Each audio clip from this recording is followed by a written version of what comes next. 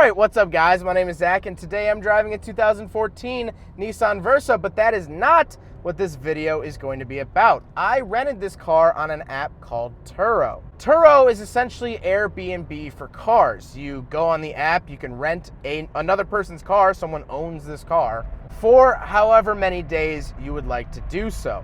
And so when I flew down here to Dallas, I needed a car. And so this is the car in which I chose. But this is my first time renting with Turo, and so there were a couple things that I ran into during this rental that I didn't anticipate. Number one, age. I am 22 years old, and so I still qualify as a young driver. And so what that means is anyone under the age of 25, you're going to get an underage driver fee. This is because of insurance. Unfortunately, Turo does not tell you that fee until you enter the checkout process. So if you see a car listed for, like this car was $20 a day, that is before the underage tax. If you're over the age of 25, you have nothing to worry about. Insurance doesn't care about you. But if you're like me, you're gonna get slapped with an extra charge. It's usually like 30 to 50% of the daily rate added on. So I believe for this, I think it was like $20-some extra per day just because I'm underage. It's an insurance thing, it sucks, but a lot of other car rental places won't even look at you unless you're 25 years old. So if you're between 21 and 25, you do actually have options. So number two, you finally rented the car, you check out, you fly to your destination or go to the meetup point.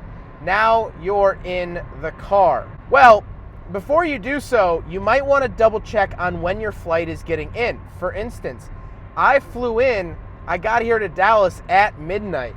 And so, because my flight was so late, the owner, or the renter actually, had a late drop-off fee because he had to stay up later and he parked the car at the airport. So I did have to pay for airport parking, which was another, I don't want to say hidden fee, but it's something I didn't consider when contemplating the cost of renting a car.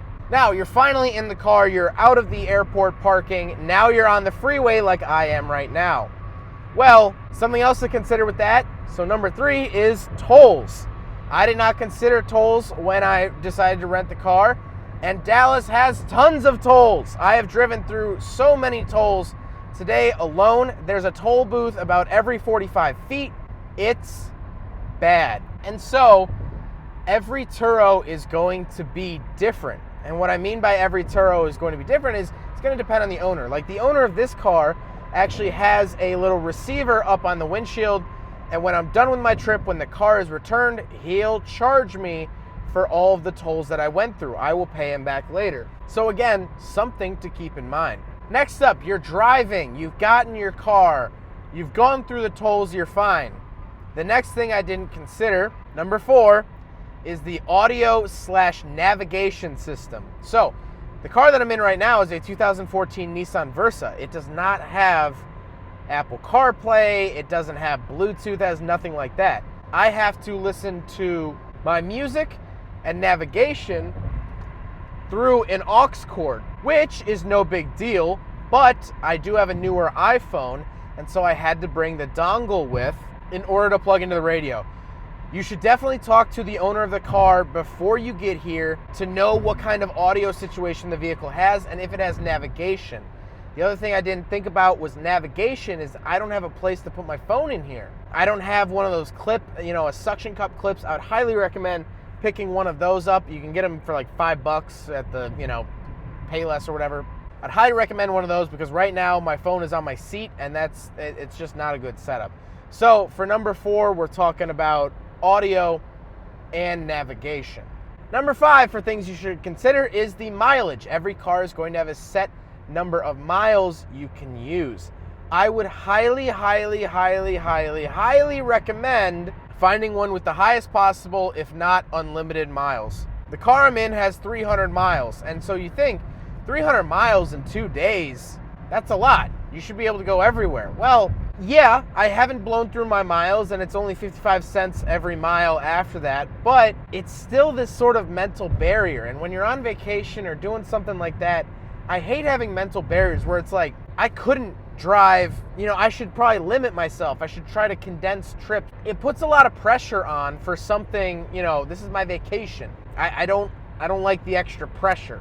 And so those are my 5 tools or things I think you should know before you go and pick up a Turo. I honestly love this Turo. It's been super painless, super easy so far, and I really have enjoyed the experience. I just didn't really realize how many extra fees and how many extra things I would have to pay for.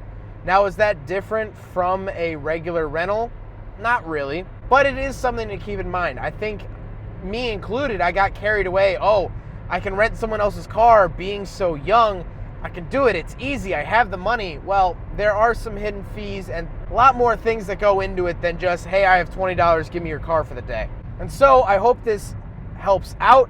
Like I said, I absolutely think Turo's a great idea. You can really rent some fun cars if you have the money. And being a young traveler, it's one of the best tools in our toolbox. So I hope you guys enjoyed the video. I hope you found this helpful.